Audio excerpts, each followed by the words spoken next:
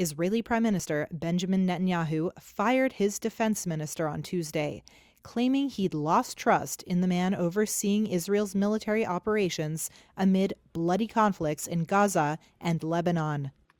In a video, Netanyahu said differences between him and Yoav Gallant affected management of the war and crept into public. He said their enemies were aware of and enjoyed the disagreements. The announcement sparked protests in the streets by Israelis furious with the prime minister.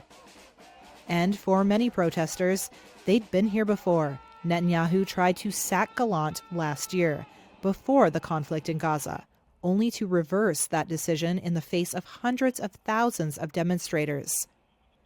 Gallant, in a brief statement posted on X, said, quote, "The security of the State of Israel was and will always remain the mission of my life." Gallant, a former naval commando, rose to become one of the most senior commanders in the vaunted Israeli military. He became a key figure in Netanyahu's war cabinet following the October 7, 2023 attack on Israel by Hamas-led militants from the Gaza Strip.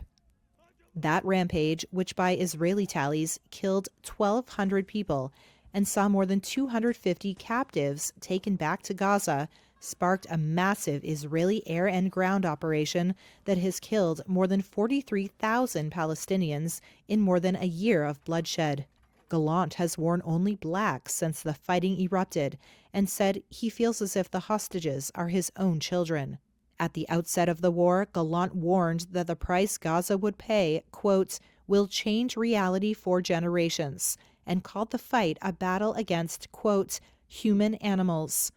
For months, there had been open disagreements between Netanyahu and Gallant, reflecting a wider split between Israel's right-wing governing coalition and the military. The army and Gallant have long favored reaching a deal to end the fighting and bring home scores of hostages held by Hamas.